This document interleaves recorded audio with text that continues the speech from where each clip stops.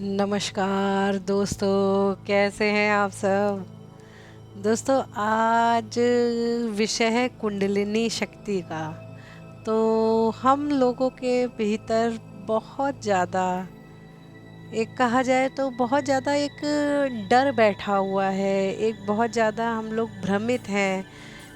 और इसके विषय और हर व्यक्ति के साथ ये अलग तरीके से घटित होती है, इसलिए इसके लिए पूरी तरीके से कुछ भी कह पाना या मतलब ऐसा ही होगा इस बात की गारंटी के साथ कुछ भी कह पाना थोड़ा मुश्किल होता है।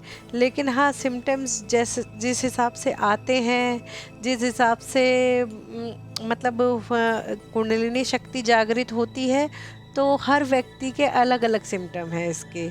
हर व्यक्ति की अलग अलग, क्योंकि जाहिर सी बात है हम सब अलग अलग हैं, हमारे पैटर्न अलग अलग हैं, हमारा जो है चक्रों पे अवधान करने का तरीका, हमारे चक्रों को क्लीन करने का तरीका और हमारे चक्र की अलग अलग कर्माज सबके अलग अलग हैं, इसीलिए सबके अनुभव भी अलग अलग हैं।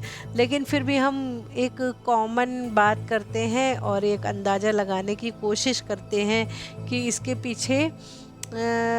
पीछे ज़्यादातर लोगों को कैसा फील आती है और क्या होता है। लेकिन फिर भी ज़्यादातर लोगों की बात करते हैं, फिर भी ये जो है सबके लिए अलग अलग एक्सपीरियंस लेके आती है। तो दोस्तों, कुंडलिनी शक्ति हर साधक की जागृत हो ऐसा कोई ज़रूरी नहीं है। हर साधक को ये एनर्जी मतलब पूरी तरीके से खुली हो ऐसा भी कोई ज़रूरी नहीं है। और ये दोस्तों जन्मों जन्मांतर की यात्रा है, ये धीरे धीरे भी होती है। और जिनकी हम देखते हैं कि एकदम से कुंडलिनी शक्ति जागृत हो गई, उनकी जो है पिछले कर्म और पिछली साधनाएं बहुत ज़्यादा प्रबल होती हैं। तो अब ये हमें कैसे पता चले कि हमारी पिछली जन्म की साधनाएं प्रबल हैं या नहीं हैं, या हम किस स्टेज पे हैं। दोस्तों, तो ये ध्यान के अनुभव और ध्यान की गहराई से आसानी से पता लगाया जा सकता है कि आप किस स्टेज पर हैं। तो दोस्तों, मैं यहाँ कुंडलिनी की बात करती हूँ। तो हम लोग अक्सर डरा करते हैं कि अक्सर मेरे पास भी 3-4 मैसेजेस आए कि कुंडलिनी शक्ति जो है गलत दिशा में चली गई है, अब बताइए क्या करें। कुंडलिनी शक्ति जो है मैं पागल हो जाऊंगा, अब बताइए क्या करें, मुझे झटके लग रहे हैं, तो बताइए क्या करें। दोस्तों, कुंडलिनी शक्ति जब खड़ी होती है, उठती है, मेरे हिसाब से ऐसा नहीं हो सकता कि वो गलत दिशा में चली जाए। ऐसा मेरे हिसाब से नहीं हो सकता। हाँ, एनर्जी है वो, हमें ऐसा फील होता है क्योंकि तकलीफ़ बहुत ज़्यादा होती है किसी किसी को, और किसी किसी को आसानी से हो जाता है। तो दोस्तों, होता ये है इसमें कि जैसे मान लीजिए कि कोई ध्यान ही है, कोई पूजा पाठ करने वाला, कोई मंत्र जाप करने वाला है, उसकी ईष्ट की कृपा उस पर पड़ रही है, तो उसकी कुंडली रोज़ धीरे धीरे धीरे धीरे धीरे धीरे उठती है। तो उसमें ज़्यादा तकलीफ़ नहीं होती और उस जातक को पता भी नहीं चलता। और लेकिन हाँ, उसको ध्यान के अनुभव आते हैं, ध्यान की गहराई में जाता है, तो उसको बस ये पता होता है, उसे तकलीफ़ नहीं होती है। तो वो आराम से उसकी 10 साल, 15 साल या 2 साल या 4 साल ऐसे आराम से काम हो जाता है धीरे धीरे। वो धीरे धीरे जाप करता रहता है और उसका काम ऐसे आसानी से हो जाता है। कुछ लोग ऐसे होते हैं दोस्तों इसमें, जिनको जो है एकदम तीव्रता से होती है। जो तीव्रता से होती है उनके पास शक्तियाँ ज़्यादा आ जाती हैं, उनके पास शक्तियों वाला खेल शुरू हो जाता है यहाँ पे। क्योंकि जिनकी तीव्रता से कुंडलिनी शक्ति जागृत होती है, मैंने सुना यही है कि उनके पास शक्तियाँ ज़्यादा हो जाती हैं, और वो लोग जो है दूसरों को शक्तिपात दे सकते हैं, दूसरों को जो है दूसरों को जागृत कर सकते हैं, दूसरों को कुछ हद तक वो दूसरों का काम मतलब सेवा रूप में बना सकते हैं।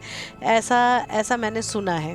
और जो लोगों की धीरे धीरे होती है, वो सिर्फ अपना ही कल्याण कर सकते हैं या अपनी वाणी द्वारा दूसरों का कल्याण कर सकते हैं, लेकिन उस तरीके से सेवा नहीं कर सकते। ऐसा मुझे पता है, जहाँ तक मेरी जानकारी है। और दोस्तों, इसके अलावा होता क्या है, हमारे मन में भ्रम ये है कि कुंडलिनी शक्ति जागृत होती है तो हम पागल हो जाते हैं। जी, तो आज मैं आपको आपका ये भ्रम तोड़ दूँ कि पागल कोई होता नहीं। कुंडलिनी शक्ति जागृत होने से तो कोई भी पागल नहीं हो सकता। ये तो मैं बता सकती हूँ आपको। क्यों नहीं होता? क्योंकि होता ये है दोस्तों कि जब हमारी शक्तियाँ जागृत होती हैं तो कई बार हमारे को पिछले जन्म याद आने लगते हैं। जब हमें पिछले जन्म याद आने लगते हैं दोस्तों, तो किसी किसी के साथ ऐसा होता है कि किसी को 4-5 जन्म याद आए, किसी को हमारा कोई पहला जन्म तो है नहीं, और किसी को 10 जन्म, किसी को 50 जन्म, किसी को 100 जन्म। तो वो जो एनर्जी उतरती है, तो जब हम जैसे मान लीजिए पिछले उसमें जब हमें कॉजेज़ याद आए तो हमें सारी घटनाएँ याद आती हैं।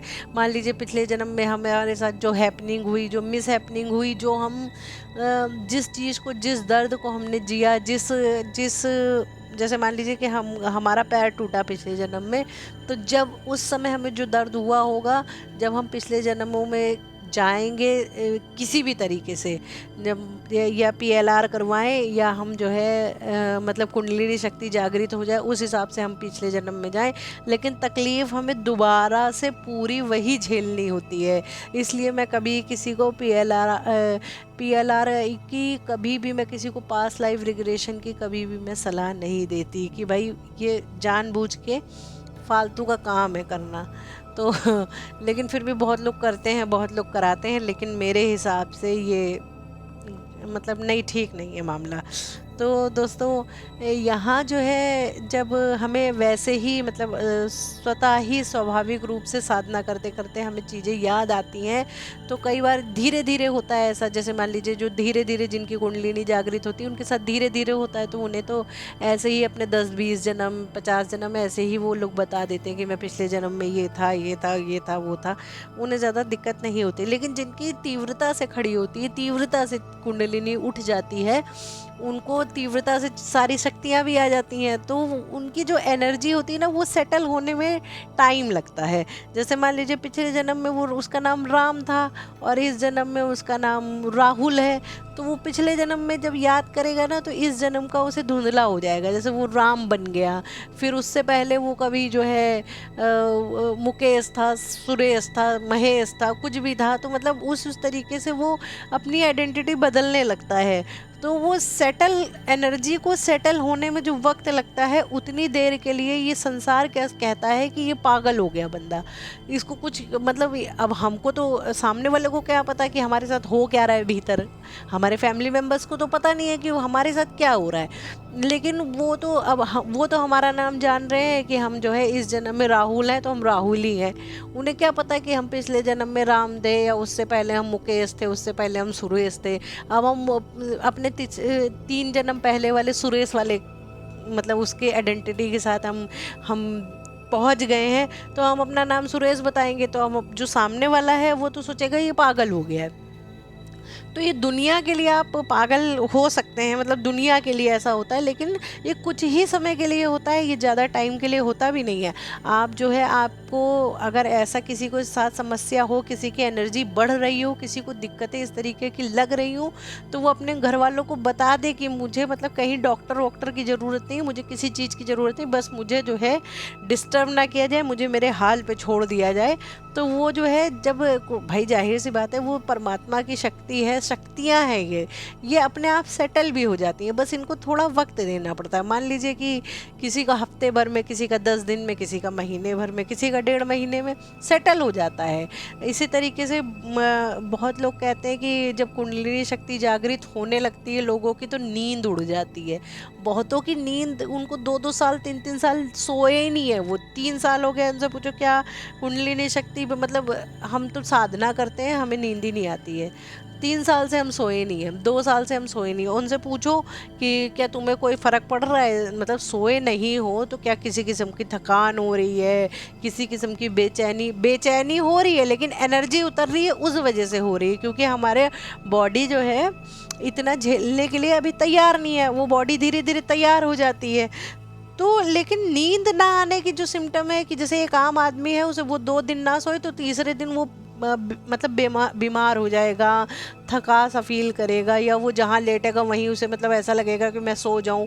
लेकिन जो साधना वाला व्यक्ति है, वो वो अगर 3 महीने भी ना सोए, 3 साल भी ना सोए, ऐसे ऐसे लोगों को मैंने सुना है कि उन्होंने 2 साल से उन्हें सोए नहीं है, वो 3 साल से वो सोए नहीं है, लेकिन उनको उनके शरीर पे कोई ऐसा सिम्टम नहीं दिखता है, वो एनर्जेटिक रहते हैं। हाँ, कुंडलिनी शक्ति जब जागृत होने लगती है तो आलस रहता है, लेकिन वो आलस से ये संसारिक वाला आलस नहीं रहता, ये दूसरे टाइप का, एक ऐसी अजीब सी खुमारी सी, एक अजीब सी ऐसे जैसे लगेगा नींद का पर्दा सा, इस तरीके की ऐसा गहराई से ऐसा होता है। लेकिन अगर आप ये कहें कि वो संसार में कोई आलसी है, कोई संसारिक व्यक्ति आलसी है, वो उसका आलस दूसरे टाइप का होगा, और जो ये आध्यात्मिक वाला जो आलस होता है ये दूसरा होता है। इसमें समस्या वो समस्या नहीं होती, उस तरीके की संसारिक वाली समस्या से कंपेयर नहीं किया जा सकता है। तो यहाँ मैं समझ रही हूँ कि मैं बताने की जो कोशिश कर रही हूँ शायद आप लोग समझ पा रहे होंगे, या जो लोग इस स्टेज पे होंगे वो बखूबी समझ पा रहे होंगे, और जो लोग मतलब अभी यहाँ तक नहीं पहुँचे हैं, क्योंकि ये बहुत ऊपर की बात है, अभी यहाँ तक नहीं पहुँचे हैं, वो उनको वक्त लगेगा तो वो समझ जाएंगे धीरे धीरे। तो दोस्तों यहाँ अब जो है बात आती है कि हमें ध्यान में झटके लगते हैं, तो लोग सोच लेते हैं झटके लगने का मतलब कुंडलिनी जागरण है, झटके लगने का मतलब कुंडलिनी जागरण नहीं है। इस तरीके से झटके हाँ किसी किसी को लग भी सकते हैं, फिर भी इसका कुछ कंफर्म कहा ही नहीं जा सकता है, क्योंकि भाई आपका शरीर है, आप मतलब एक अलग ही पर्सनालिटी हो, तो आपको किसी को बुखार आता है और किसी को सर्दी जुकाम के साथ बुखार आता है, किसी को ठंड लग के बुखार आता है, तो किसी को गर्मी लगती है बुखार में। उसी तरीके से मतलब सबकी बीमारी अलग अलग है ना, सब अलग अलग बुखार तो बुखार ही है, लेकिन सबको अलग अलग सिम्टम दे के आएगा। कोई 15 दिन में ठीक हो जाता है, तो कोई 1 महीना खींच देता है, किसी का 1.5 ही दिन में, किसी को सुबह बुखार होता है, शाम वो बिल्कुल फिट हो जाता है। वो मतलब आपका शरीर है, उसके लिए कंफर्म कोई कुछ नहीं बता सकता है। ये मेरा एक्सपीरियंस रहा है, ये मैंने देखा है कि बहुत से लोग जब अध्यात्म में आते हैं तो वो पहले डिप्रेशन में जाते हैं, डिप्रेशन के बाद उनकी जागृति होती है। कुछ लोग ऐसे होते हैं जो वैसे ही संसारिक रूप से इतना थप्पड़ खा लेते हैं, इतना मतलब परेशान हो जाते हैं कि उनका मोह माया छूट जाता है, वो अपने आप ही अध्यात्म में आ जाते हैं। कुछ लोग ऐसे होते हैं जो शारीरिक रूप से बहुत उन्हें प्रताड़ना होती है, उन्हें मतलब बहुत ज़्यादा शरीर से दुख रहता है, फिर वो अध्यात्म की जागृति होती है। तो दोस्तों सबके साथ अलग अलग है, क्योंकि सब लोगों का बिहेवियर अलग है, सबका नेचर अलग है, सबके कर्म कांड अलग है, और सबका समझने का तरीका अलग है। सबको एक बराबर से चाबुक नहीं मारा जा सकता कहा जाए तो, जैसे कहते नहीं कि जितनी तेज चाबुक पड़ेगा घोड़ा उतनी तेज दौड़ेगा, वो बात ठीक है, लेकिन हर घोड़े को एक ही फोर्स के साथ चाबुक नहीं मारा जा सकता। ये है ऐसा मैं मतलब अब उदाहरण दे रही हूँ, ये एक तरीके का उदाहरण है, क्योंकि अध्यात्म में आने से पहले हमारी पिटाई होती है, तभी हमारी जागृति होती है, नहीं तो हम तो दुनिया में मस्त हैं। हमें क्या करना है कि अध्यात्म में हम क्यों जाएंगे खाम खाइए, हम जब दुनिया में इतना मस्त हैं। तो हमें दुनिया से मोह तोड़ने के लिए अध्यात्म की वो बताई जाती है, अध्यात्म के लिए हमें तैयार करने के लिए हमें पिटाई से मेरा मतलब है परेशानियाँ आती हैं। तो उसी तरीके से ये कुंडलिनी जब जागृत होती है दोस्तों, तो ये किसी किसी के लिए तो समझ लीजिए इतना खतरनाक सौदा हो जाता है, इतना डरावना चीज़ हो जाती है ये, कि वो समझ लीजिए मरता नहीं है, लेकिन मौत वाली स्थिति उसकी आ जाती है। और किसी किसी की ये इतनी इजीली हो जाती है कि उसे पता ही नहीं चलता है। अब या तो ये कह सकते हैं कि इसमें पिछले जन्म का कोई राज है, कि हाँ उसने यहाँ तक की यात्रा कर ली है, भाई उसने पिछले जन्म में सारी तकलीफ़ें झेल ली हैं, तो इस जन्म में उसे नहीं होंगी, या क्या है। मैं अब इतनी गहराई की बात सबका अलग अलग होता है, इसलिए कंफर्म उससे कुछ नहीं कहा जा सकता। हाँ, लेकिन जब मैं ये कह सकती हूँ कि भाई कुंडलिनी जागरण एक मतलब है बड़ा चीज़ है, और इसमें जो है बहुत सारे लोगों को डरावने एक्सपीरियंस रहते हैं। मेरा खुद का भी डरावना रहा है, मैं ये कह सकती हूँ। तो लेकिन दोस्तों इसका ये मतलब नहीं है कि आप जो है कुंडलिनी जागरण ना करें। क्यों? क्योंकि आपके हाथ में ही नहीं है कि आप कर सकते हैं या नहीं कर सकते हैं। वो तो अगर आपने ऐसी साधना, गुरु की इच्छा है, गुरु ने आपको वैसी साधना दे दी, वो चीज़ें गहराइयाँ बता दी हैं, आप अगर सही गुरु तक, मतलब आपकी पात्रता सही गुरु तक क्या, आपकी पात्रता ऐसी हो गई है कि आप ऐसे गुरु के पास, क्योंकि अगर आपकी जागृत होनी होगी तो आपको अपने आप ही वो सब रास्ते खुलते चले जाते हैं, आप अपने आप ही ऐसे गुरु के शरण में चले जाते हो जो वो आपको ऐसा सी चीज़ें, ऐसे ऐसे नायाब चीज़ें बता देते हैं कि भाई आपकी हो जाता है काम। अगर आपकी पात्रता होगी तो आप अपने आप वहाँ तक पहुँच जाओगे, और नहीं होगी तो भाई पात्रता का विकास करना होता है। तो मैं ये कह नहीं सकती कि आप अपनी कुंडली जागृत मत करिएगा। क्यों? क्योंकि मेरे हिसाब से आपके हाथ में ही नहीं है।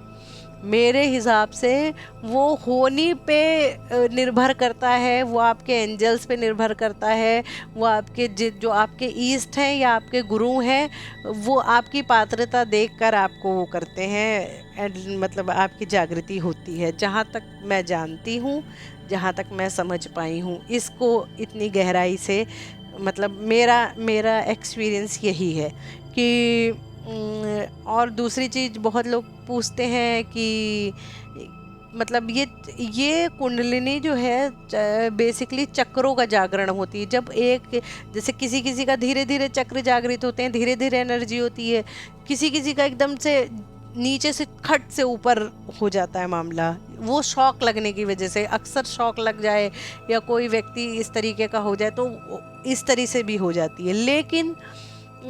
लेकिन ये जो साधना वाले लोग होते हैं उनकी जो एकदम से कुंडलिनी जागृत होती है, वो पिछले जन्म के बहुत बड़े साधक हुआ करते हैं। उनके साथ उनको बस रिमाइंड होता है कि हाँ हो गई। और बाकी जो है, जो धीरे धीरे कर रहे हैं, जो जिनका मतलब धीरे धीरे एनलाइटमेंट हो रहा है, वो सेफ हैं। तकलीफ़ तो देखिए उसमें भी होती है, तकलीफ़ उसमें भी होती है, लेकिन उतनी नहीं होती, उस हिसाब से नहीं होती। बस धीरे धीरे आपको कहीं ऐसे घूमता हुआ दर्द, ये वो दर्द भी बहुत होता है, और ऐसे फील सा होगा, चक्रों पे दर्द भी फील होता है, बहुत कुछ होता है दोस्तों। और सबका फिर भी शरीर अलग अलग है, सबकी अलग अलग जर्नी है, सबका अलग अलग कांड है, और सब अलग तरीके से जागृत होते हैं। मैं इतना ही कुंडलिनी पर इससे ज़्यादा गहराई अब अभी आप लोगों की जानना कि कौन से चक्र पे क्या होता है। खैर नीचे के चक्र तो मैंने पहले ही बता दिए हैं। अब ये कुंडलिनी जो है ये ऊपर के चक्रों की, मतलब नीचे से तो हो जाती है तो वो आपको पता ही है सारा कुछ कि क्या क्या सिम्टम्स हैं, लेकिन ऊपर का जो है, ऊपर के चक्रों का जब जागृत होती है तो ऊपर मेटाफिजिकल वर्ल्ड जिसको कहते हैं, उसमें जो चीज़ें होती हैं वो अभी आप लोगों के लिए जानना, या इतनी गहराई मैं यूट्यूब पे बोलूं खुल के, ये ठीक नहीं है। तो जितना मैंने आपको शारीरिक सिम्टम बता दिए हैं, इससे आप अंदाज़ा लगा सकते हैं कि आपका स्टेज क्या है, आपकी कुंडलिनी जागृत हो रही है या नहीं हो रही है, या आप और मैं एक चीज़ और बता दूं कि आपको रंग दिख रहा है, आपको एंजल नंबर दिख रहे हैं, आपको झटके लग रहे हैं, आपको जो है मतलब और जो मतलब ये छोटे छोटे एक्सपीरियंस हैं, ये एक्सपीरियंस कुंडलिनी के एक्सपीरियंस नहीं होते हैं। ये आप इनिशियल स्टेज में हैं, आपका जो है, आप बस एक अभी आपने ध्यान करना शुरू किया है, हफ्ते 10 दिन में आपको कलर दिखना, अगर आपने ढंग से आप दोबारा से लग गए तो मेरे ख्याल से हफ्ते 10 दिन में आपको कलर दिखना शुरू हो जाते हैं। और एंजल नंबर आपको ध्यान में उतरने से पहले ही दिखने लगते हैं। और झटके भी अलग अलग तरीके से लगते हैं, किसी किसी को ध्यान में ही झटके लगते हैं, किसी किसी को सारा दिन झटके लगते रहते हैं, मतलब सारा दिन वो उनको तरंगे फील होती रहती हैं। वो भी एक मतलब एक कहा जाए कि आपके शरीर एनर्जी झेलने लायक नहीं है, एनर्जी आ रही है, ये भी कोई मतलब बहुत ज़्यादा कहा जाए बहुत गहरा अनुभव नहीं है, ये भी निचले स्तर के अनुभव हैं। अब बड़े बड़े अनुभव होते हैं वो तो, अब अभी आपको क्या मैं बताऊं, अभी आपको मुझे जानना उस हिसाब से बहुत ज़्यादा ज़रूरी नहीं है। जैसे लोग कहते हैं हम उड़ने लगते हैं, लोग कहते हैं कि मतलब शरीर निकल के बाहर खड़ा हो जाता है, और किसी कोई कोई पता नहीं कहाँ कहाँ घूम आते हैं, एस्ट्रल ट्रैवल जिसे कहते हैं।